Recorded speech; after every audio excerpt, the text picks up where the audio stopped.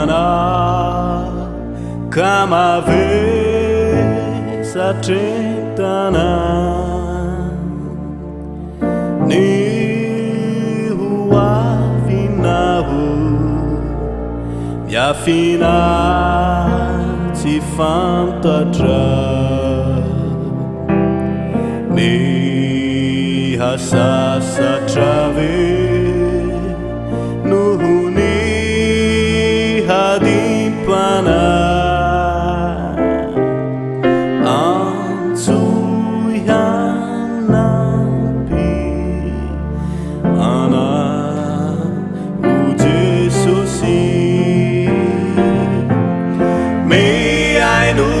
hizay vavaka hatao toko izy tsy lavitra fa eo anilana isanandro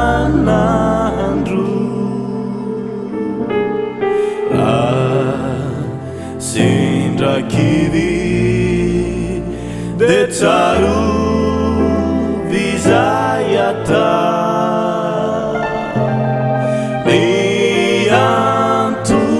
miantoray eo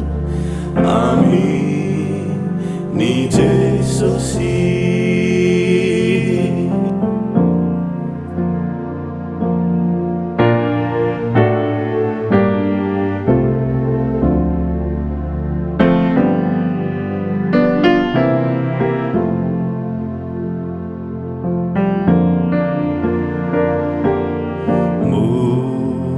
Ny fiainanaho feno halahelo ve mampanahiana zahise ora hampitso melaho vehive izay mba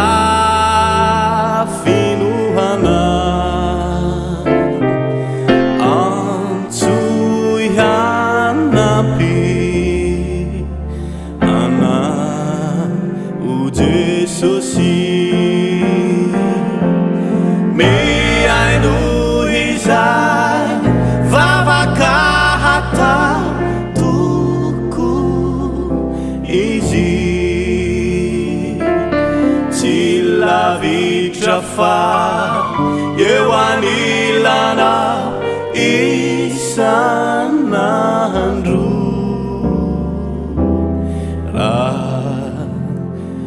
sendrakivy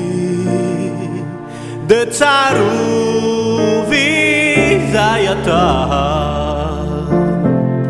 miantoray eo aminy Jesosy mihay no hizay vavaka hatao toko izy tsy lavitra fa eo anilana isanandro raha